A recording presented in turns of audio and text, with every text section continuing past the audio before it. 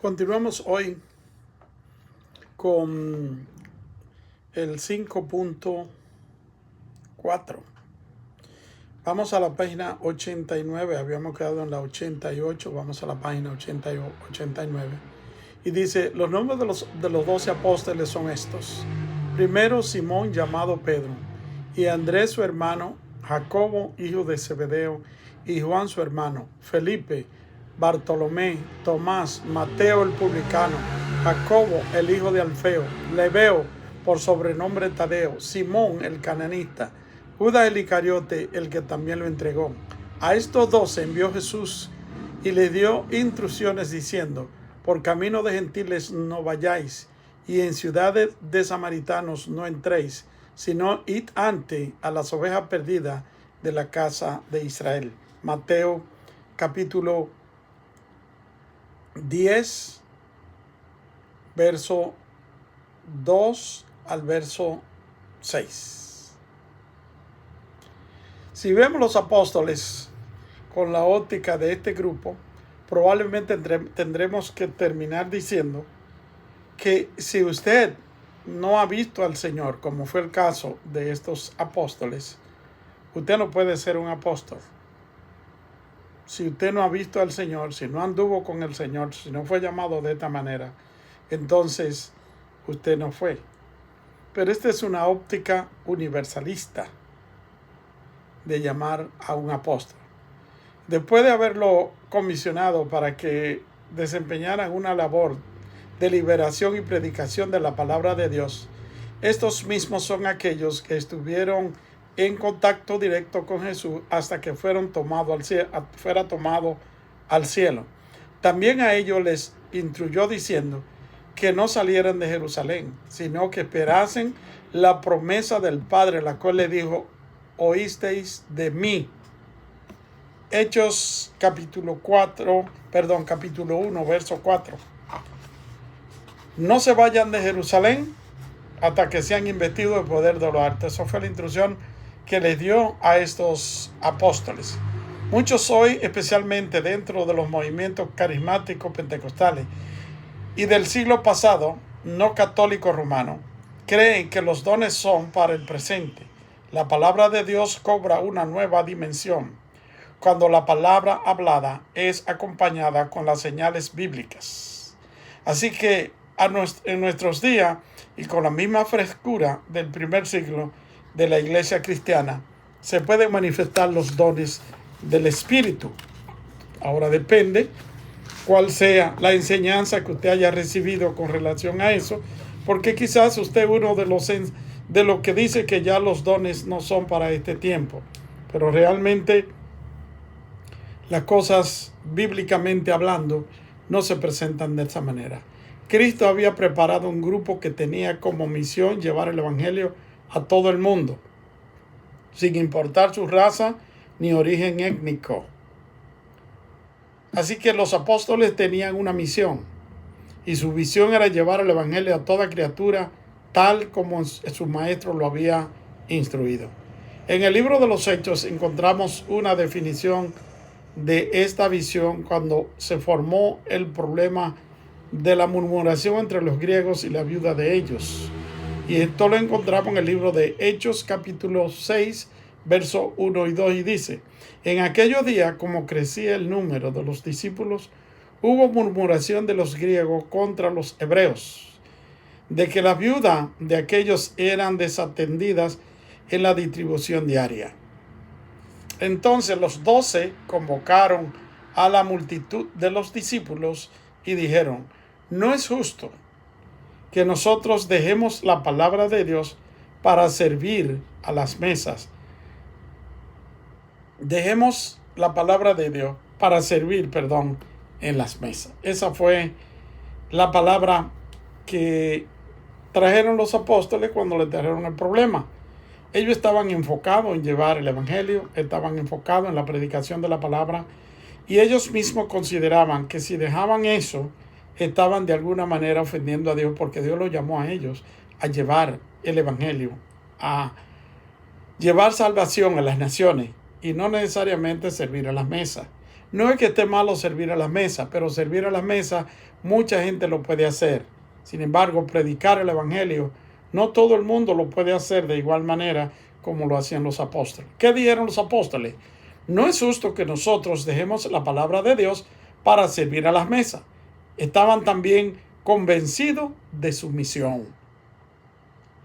¿Existen hoy día los apóstoles? Es una pregunta que no hacemos.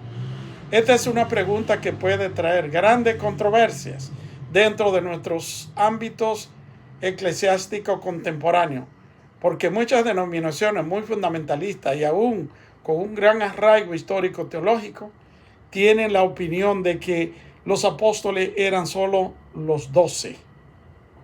Y tienen sus razones para defender su tesis.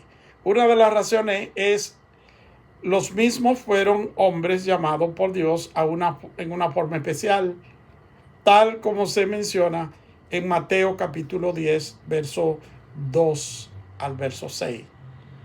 En la última década del siglo XX, varios evangelistas o llamados ministros comenzaron a llamar a sus líderes principales apóstoles. Dentro de ellos aparecen en Guatemala el doctor Otoniel Río Paredes. Él es proclamado apóstol por sus seguidores, según Hechos capítulo 1, verso 5. Él desarrolla un ministerio de gran crecimiento en Centroamérica y otras ciudades del norte. Es también notorio un movimiento llamado apóstoles y profetas. Apóstoles y profetas. En Norteamérica aparecen los telesevangelistas Oral Roberts, Morris Cerullo, evangelista Jimmy Swaggart, Robert Tilton y otros. La mayoría de estos evangelistas habían nacido en alguna denominación bien conocida doctrinalmente, pero al crecer tanto sus ministerios, se ven en la obligación de establecer sus propios movimientos, porque la gente no estaba siguiendo a sus denominaciones, sino a ellos en su ministerio. Y lo mejor que podían hacer es trabajar para sus propios hijos. Así comienzan a formarse las escuelas, y cada uno de estos evangelistas tenía, y aún tienen muchos de ellos, su propia escuela. Llamémosle escuela profética o llamémosle escuelas de preparación profunda, como usted quiera llamarle. Pero sus escuelas, según la escuela de Morris Cerullo, por ejemplo, por mencionar alguno, y con quien tuve también trabajando muy de cerca en la ciudad de Toronto, encontramos que la escuela de él se llamaba la Escuela de Vida Profunda. De la década de los 70 y por 80 comenzaron a ser proclamados los apóstoles por su ministerio o escuela. Tal es el caso del apóstol Morris Cerullo, apóstol Allen Ness, apóstol John Avancini, apóstol Paul Trulin y otros muchos que no tengo en mi lista. Conozco que esta misma escuela ungió otros apóstoles en área de Centroamérica, de los cuales solo recuerdo Javier Espinosa de Costa Rica. Entonces, el movimiento apostólico del finales del siglo pasado y del siglo presente lo comenzaron estos grandes evangelistas. Entonces, ¿serán los apóstoles para el día de hoy o es algo que pasa solamente en la historia? Creo que esto ha sido una explosión muy grande de fines de siglo, porque estos ministros cubrían a todos los Estados Unidos y algunos países latinos vía la televisión, y rápidamente se hizo popular la unción apostólica promovida por estos ministerios. Hoy hay otros que no son mencionados como apóstoles, pero que también han ejercido un ministerio grande a nivel mundial. Por ejemplo, Billy Graham. Se le conoció como el evangelista Billy Graham. Él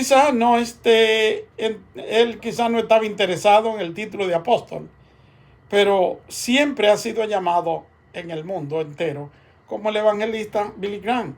Fue llamado así. Ahora, ¿hay algún evangelista del siglo pasado que haya congregado más gente en un estadio, en una noche, que lo que pasó con Billy Graham? Probablemente no. Sin embargo, él no fue llamado apóstol, fue llamado un evangelista. En una conversación que tuve con un amigo personal, me dijo, si la gente quiere nombrarme apóstol, yo creo que conmigo lo pueden hacer. Soy el primero que comenzó a ungir misioneros negros o de otra raza de Norteamérica. Sustentamos más de 33,000 obreros en el mundo. He predicado el evangelio en el mundo entero, habiendo tenido el privilegio de tener hasta 1,000,000 de personas en una cruzada. Y Dios me ha usado con señales muy grandes en mi ministerio. Me refiero al evangelista Dr. T.L. Osborne. Esto sucedió a fines de la década de los 70, pero hoy día, aunque ya partió con el Señor, él también es llamado apóstol. En ese tiempo no se mencionaba, pero hoy día también él es mencionado dentro de los apóstoles. Así que él, así como él, hay otros también y muchos que no son mencionados porque quizá no han tenido la promoción tan grande que tienen, pero que se apoyan en lo que dice la Biblia en el libro de los Efesios capítulo 4, verso 11, que a uno constituyó Dios primeramente apóstoles, profetas, evangelistas, pastores y maestros. Los 5 ministerios, como también se le hace llamar. Con gran expectación, todo el pueblo involucrado en la cumbre apostólica de Toronto se reunió en un templo de esta ciudad con la intención de ser guiados y orientados en relación a los desafíos a que tiene que enfrentarse la Iglesia de Jesucristo del siglo XXI. En casos como esto, hay un pueblo como los griegos que menciona la Biblia, que siempre buscaban algo nuevo que aprender. Otros para criticar, y los últimos, que son la mayoría, van con el profundo deseo de ser guiados en una forma positiva. ¿Qué podemos decir con relación a la nueva corriente apostólica que se está moviendo, teniendo como base principal los países centroamericanos? Debo decir que solo estaré hablando desde mi punto de vista y trataré de ser teológico en mi razonamiento. De manera que si usted es de los que solo escuchan lo que es bueno y no escuchan la otra cara de la moneda, probablemente encontrará en este pequeño enfoque un punto de vista completamente diferente. En primer lugar, aquella cumbre apostólica que se presentó en Toronto, creo que debemos felicitar a los expositores por un buen deseo de servir a Cristo y conseguir que la iglesia mantenga su empeño en la oración y la búsqueda del rostro de Dios.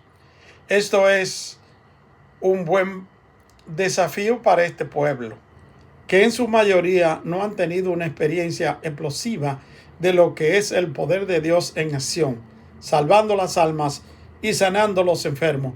Así, de esto se trata esta reunión. Sería bueno analizar cuál era el propósito principal de los apóstoles de Jesucristo en el principio de la iglesia cristiana. La Biblia habla muy claro diciendo que cada día eran unidos a la iglesia los que habían de ser salvos. Cada día se unía a la iglesia a los que iban a ser salvos. Hechos 2:47. Y la única manera que se unen a la iglesia es a través de la predicación de los creyentes. Esa es la única manera y es la fórmula que Jesucristo ha dejado para que las almas vayan a los pies del Señor, la predicación del evangelio. Esto es algo que se enfatizó en varias oportunidades, que esto era solo para los creyentes. Y esta es una de las varias veces que se presentan actividades donde se invierte una gran cantidad de dinero y tiempo y el resultado en relación a la salvación de las almas es cero. Naturalmente, esto es el resultado de nuestra programación. Los santos no tienen necesidad de médico, dice la Biblia, sino los enfermos. Mateo 8:12. Esto es en relación a la salvación. Cuando nosotros como pueblo cristiano de Toronto, que fue mi caso, luchamos por más de 2 décadas tratando de llevar al pueblo a una mejor preparación con el propósito de poder, en primer lugar, estar mejor preparado para presentar defensa del Evangelio y con ello ser mejores creyentes, habiéndolo demostrado con la formación de entidades como MINT y después otros colegios bíblicos que están enseñando en español, centros estos que están dedicados a la educación de los creyentes en otro nivel, o sea, fuera de lo que siempre se ha conocido, como por ejemplo una escuela dominical, un instituto bíblico o algún curso extra que den en su iglesia. En otras palabras, hemos estado luchando fuertemente para que eso suceda. Ahora, ¿qué fue lo que pasó en esta cumbre? Entonces aparecen personas que todo lo resuelven con la nueva revelación del Espíritu Santo. La Biblia no se contradice. El Espíritu Santo no se contradice. Y repítalo conmigo. El Espíritu Santo no se contradice. Donde no se admite el estudio de las Escrituras en una forma profunda, con la ayuda y consulta de los originales y usando todas las herramientas conocidas por los estudiosos de la Biblia, la hermenéutica, homilética, lenguajes originales y otras herramientas, estas que sirven para conservar la santidad y la sana doctrina, no solo por la opinión de uno o dos, sino por la opinión de los biblistas, exégetas y teólogos, estudiosos de la Biblia, que han dedicado su vida a servir a Dios en estos menesteres. Entonces, me parece que es un salto al vacío o un golpe en falso cuando escuchamos a alguien llamado apóstol promoviendo la ignorancia en un país donde tenemos que luchar tan fuerte para poder estar a nivel de la educación de la mayoría. Y después de eso, especializarnos para poder compartir. El caso de Toronto es el caso de muchas ciudades norteamericanas, no solamente en Toronto, no solamente en Montreal, no solamente en Canadá. Es el caso de muchas de las ciudades norteamericanas que tenemos iglesias latinas. Y dentro de esas iglesias latinas, nosotros tenemos un grupo de personas que tenemos que prepararlo para que suban de nivel intelectualmente, si podemos decir, o teológicamente, porque vienen quizá de un trasfondo en el cual no han tenido tal oportunidad. Me parece que es un salto al vacío o un golpe en falso lo que se está haciendo. La realidad es que esta es la vida canadiense y Norteamérica en la mayoría de los casos. Esto no quiere decir que no tenemos en nuestras iglesias personas que apenas saben leer y que otros ni siquiera esto pueden. Pero cuando hablamos a nivel de ministerio, creo que tenemos que pensar que no todos somos iguales en ese sentido y que los pastores de Toronto y de todas las partes del mundo estamos para velar para que la buena administración de la palabra de Dios y los sacramentos la presentemos con altura al Altísimo. De alarmante también es el caso del paralelismo entre nuestra cultura y la cultura de los reformadores. Pues se mencionó varias veces en esta reunión que Martín Lutero no hizo la obra de Cristo como tal porque no estuvo apoyado con la unción apostólica profética.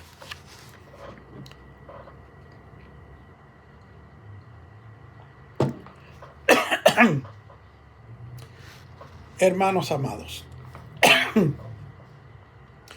yo mismo no soy muy seguidor de Martín Lutero en ciertas áreas, Pero decir que no hizo lo que nosotros estamos haciendo hoy con relación al Evangelio, porque no formó un movimiento al estilo último siglo, es algo completamente fuera de foco.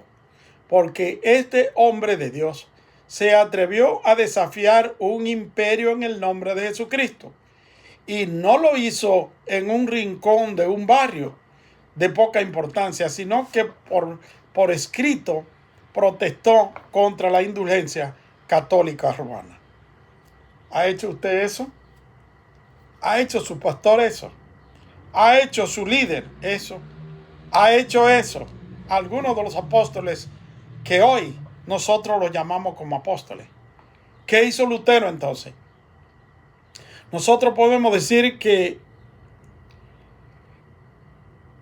Lutero no podemos decir que lo que hizo Martín Lutero no ha servido. Primero, tenemos una nación con una Biblia en alemán, traducida por Martín Lutero. En Alemania y el mundo, varios millones de creyentes en Cristo que son fruto del ministerio, comentarios bíblicos y un gran número de himnos y coros que nosotros cantamos hoy sin saber de dónde vienen, también se lo debemos a Martincito Lutero, el cantar al unísono como nosotros cantamos en la iglesia hoy. Si usted no lo sabía, ya lo sabe. Todavía creemos que no hizo nada por la reforma porque no quería apartarse de la iglesia de Roma. Eso fue debido a que tenía una visión amplia diferente a la nuestra hoy. Que sabemos que la iglesia de Roma no está en lo correcto en cuanto a su soteriología. Nosotros creemos en un mundo aparte donde podemos tener nuestros propios papas a la manera nuestra, pero que no reciben el apoyo del Estado que reciben los otros. No estamos dispuestos a establecer nuevos diálogos para tratar de establecer verdades fundamentales, sino que nos hacemos enemigos y tanto católicos como protestantes, evangélicos, nos afanamos por mostrar que estamos en la verdad. Eso es justamente lo que nosotros vemos en nuestras discusiones y en nuestro acercamiento con los católicos romanos. Lo consideramos mundo aparte, pero diríamos que ese es el lugar que Dios nos ha preparado para que nosotros vayamos y llevemos la semilla, porque tienen algunas cosas que hace falta que las enderecen y nosotros sabemos cuáles son. Pues vamos donde ellos y no lo consideremos enemigos, no lo consideremos como que ya están perdidos. En cambio, Lutero pensó en reformar la Iglesia Católica Romana. En otras palabras, llevarla de nuevo a la doctrina apostólica, al fundamento original de la Iglesia. ¿Lo logró? No, como quería. Pero sí hubo reforma aún dentro de la misma Iglesia romana, porque las indulgencias sufrieron un gran revés y además tuvieron que preparar su teología para defenderse y defender su propia doctrina, cosas que por siglos no habían sido problema para ellos. Vamos a dejar este video hasta aquí y vamos a continuar en el próximo, porque para subirlo luego a la página es un poco difícil. Así que soy Brígido Cabrera, por si acaso no han sabido que soy yo. Soy Brígido Cabrera y este es el curso de neumatología. Estamos en el capítulo 5 del libro El Espíritu Santo, o del curso El Espíritu Santo y el Ministerio en la Iglesia.